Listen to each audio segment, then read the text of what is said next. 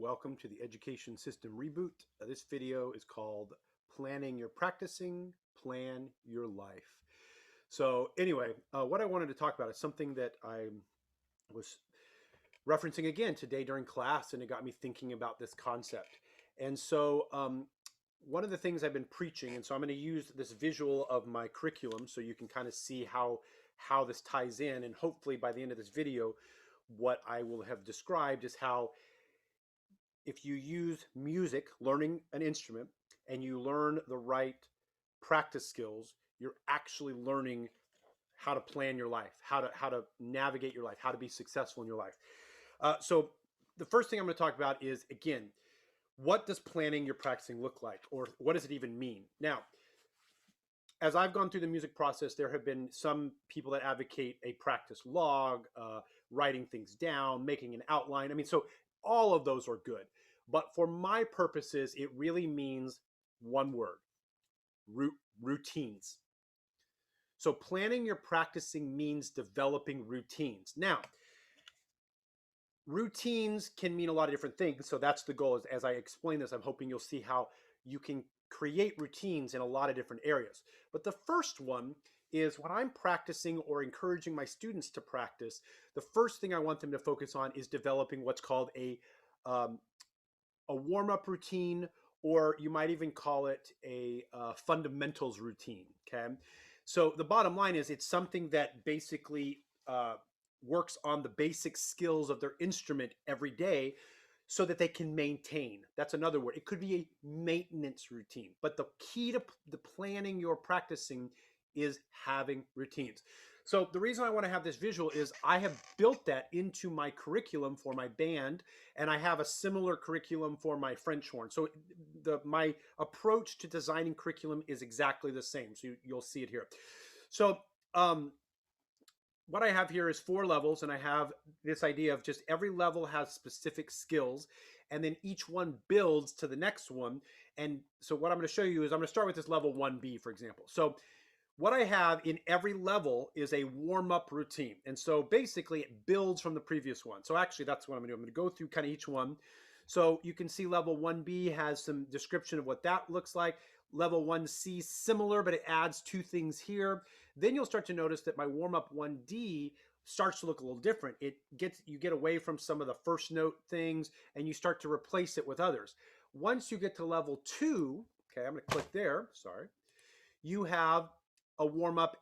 I have a sequence of warm-ups, okay? And each warm-up builds on top, but there's fundamental skills that if a student is doing this daily, they're going to, again, grow as well as maintain the skills that they've developed. And each one is progressively harder. It adds new things. And you can kind of see that illustrated here where it says skills. These are practice tracks to help them work on anything they're struggling in their warm-up. And what you'll notice is from 2A to 2B, there is more skills. Then we get to 2C, more skills. So you can kind of just visually see that the routine, the maintenance routine or the warm-up routine, whatever term you want to use, grows with the student, okay? And I'll just show you that. So by the time they get to 2D, and there are 3 levels, right? We have level 3 as well, but every routine and warm-up grows and improves, okay? So that's the first thing. If you're going to plan your practicing, you need to have a warm-up routine, maintenance routine, whatever you want to call it, okay? All right, so that's the first routine. All right, so then this is where I think this is where it kind of gets important. Aside from a warm-up routine, you need to have what you might call I'm going to call it a musical growth routine.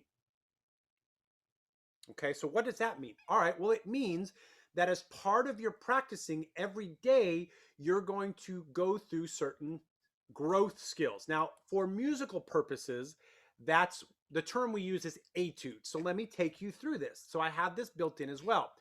So at each level, there are skills or etudes that the student should work through, and they're going to help them grow. So again, we've already talked about a student should have a warm-up routine.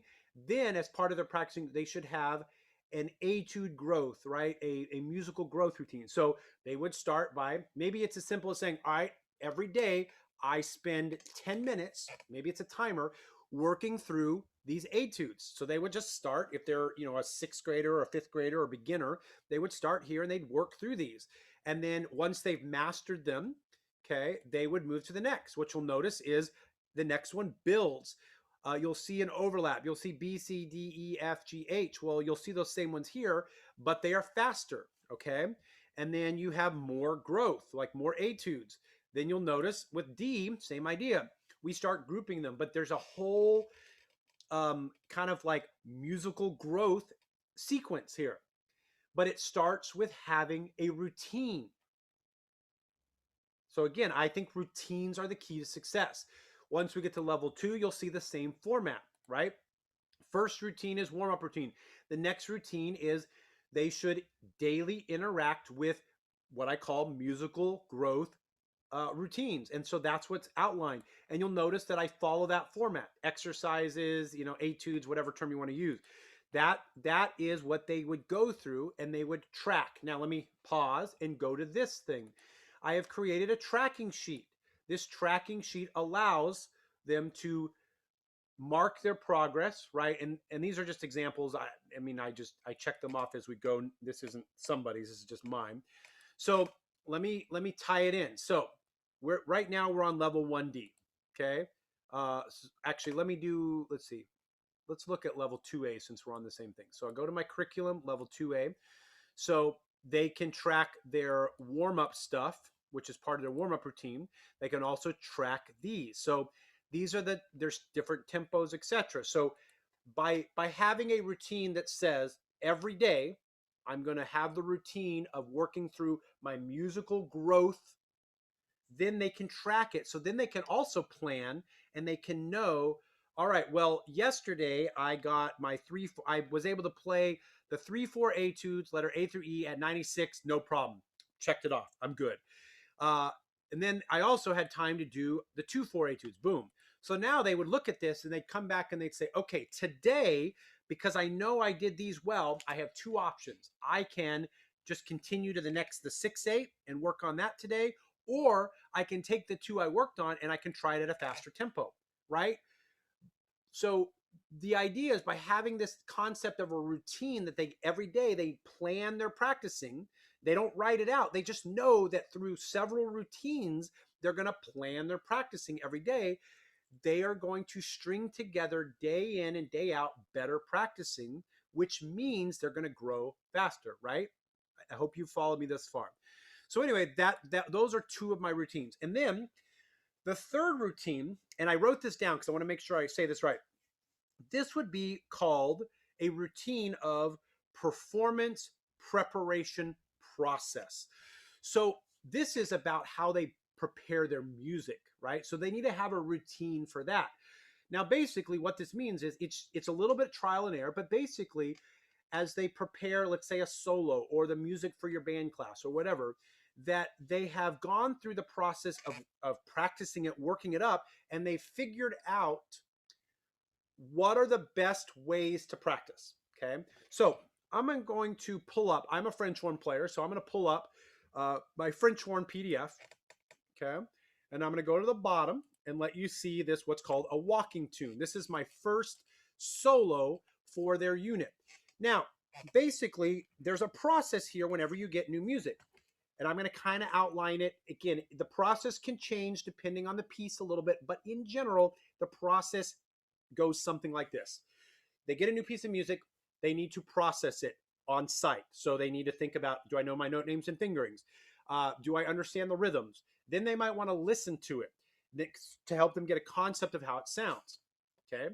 That's kind of the early stages. Then they actually have to start practicing. So then they might have to say, okay, let me analyze the structure. Let me look. Okay, this particular one has an A section. Okay. Then we've got a middle section. And then what they might notice is, oh, the third section is just like the first section. So this is an ABA form, which means when I'm practicing at first, I don't need to play the whole thing. I just need to work on sections A and B. Then they might go, all right, let me play it. And then they would say, ooh, I messed up here and I messed up here. Okay, so maybe I need to do a little bit better job. I'll focus on these and then I'll put it back in context and I'll keep working. You have a goal. That's another thing. Part of your planning is knowing the goal. Well, in music, there's a tempo, a speed at which the music goes. That is the goal. So the goal is to perform it with the right notes and the right rhythms, with the right style, with a good sound at the appropriate tempo. That's your goal. So then you have to have a process. Now, my kids have the benefit, because I created this, of having things like practice tracks and recordings and all this stuff. But even if they didn't have that, the process is still the same. Okay. So take something like this. All right. We have a 12 measure phrase. This 12 measure phrase could be broken down into 4 measure chunks. So maybe what they learn early on is, okay, when I practice something, I practice 4 measures at a time, then 4 measures, and then another 4. And I do small chunks, and then I move it to bigger chunks, and then I move it to the whole phrase, and then I move it to the whole piece. But notice everything I'm describing is a process. And if you think about it, routine is almost another word for process. Okay. So again, I hope you can see that I've clearly outlined how you might plan your practicing. And the key to planning your practicing is routines. Okay. Now, this is where I'm going to tie it into bigger picture stuff now. So if you followed the video thus far, you heard about music specific. Now think about this. How do you apply this to your life? Well, it's simple. You create routines in your life. Now, since this channel is focused on the education system, I will try to keep it towards kind of educational purposes, but I know that, other things are going to creep in, like personal growth and other things. Well, personal growth, I think, is part of education. Okay, so first of all, if we have a warm-up routine, right, that could be easily in our life, that could be applied to a morning routine to get ready for the day. There's one example. It could be also that every class has some sort of warm-up routine, like a routine we do to get the kids engaged or thought. Now, I've heard the term, bell ringers, things like that. I mean, there's all these things, but the idea would be that every class, I believe, no matter what subject, could benefit from a clearly defined warm-up routine, something that gets the basics all the time. Okay, food for thought. Then the growth, right? I talked about the growth routine. Well, again, I would say in personal life, that could be having a personal growth routine. That could be reading personal growth daily. That could be saying every day I'm going to find something on YouTube that helps me in this. In our subject area, that could be a clearly defined curriculum like you just saw. And then kids know that part of their growth is to go to that curriculum every day and start working through it, working at their own pace if you want. It doesn't matter. It could be that. But the idea would be that routine is a personal growth routine, a math growth routine, a writing growth routine, whatever. It's something, it could be our subject area, right? Could be applied to that, but it's all about that growth. Now, this is where, again, as a performance-based activity, as a music teacher, we have an advantage because we always have a goal / standard in mind. Always, because it's the music. The music is its own standard. So what we should be thinking about is how do we take that into other areas? And like I called it a performance preparation process. So the idea, I guess I would be to kind of simplify it, is each of our subject areas probably has something that's sort of performance based. Yes, we could call it the assessment. I don't like that because I think assessments are just this moment in time that kids forget. I think it needs to be bigger things. Maybe it's like, how do you apply what we're learning into the real world or whatever? But every subject area, I think, could benefit from this concept of the performing arts, the idea that we are always heading towards this application of all the work we're doing. But to simplify it, I wonder if we could create or plan or figure out in our own subject area some sort of routine that kids could apply in your subject area that would lead them toward this idea of, the performance. Now, in simple terms, it also could just be to be said, it's like it's a process for learning the subject, right? Every student needs to figure out how they learn best, what subject or not subject, what process would allow them to learn their subject. But I've said this many times and I'll say it again. systems. We have to be really good about the system that we plug kids into. I would argue that as long as the system is something that the individual teacher understands and can articulate and can take the kids through, it's going to be a good system because it's going to be the system that works for them. As I've outlined all this stuff, the reason I'm feeling so passionate and successful in this area is because it's my curriculum. I created all this stuff that you saw on there, and it allows me to teach it at a higher level because I know it. So this is where I'll give, if you've made it this far, here's the advice I'd give to music teachers and then to all teachers. Music teachers, you need to know your curriculum. There are tons of books out there, and what I've noticed through my years of teaching is that most teachers, I don't think, have spent the necessary time to really figure out how to use the book the best, meaning figuring out, maybe they resequence it, maybe they pull things here, right? Because I've always noticed it feels like most band books are just trying to throw things out there. And I mean, they're trying to cover everything you need, which is good, but they're not sequenced well. At least that's my experience. So I don't think it matters the curriculum you use. I think it matters that you understand how you're going to use it really well. And then I would argue that that's the key to success in all other genres. I was going to say genres, I'm thinking music, but all other subject areas is, do you have a clearly defined curriculum that you believe in, that you know how to implement, that you know how to plan, that you've taught, that you believe in? So that's the other thing. If you're teaching something you don't believe in, kids are going to pick up on it. I'm sorry, right? Because there's passion. There has to be passion. Anyway, so wrapping up. Plan your practicing, plan your life. A metaphor for why routines in music, but also in life, are so important, right? Because planning is having routines. At least that's how I'm trying to describe it here. And as always, don't forget, consistent effort over time equals success.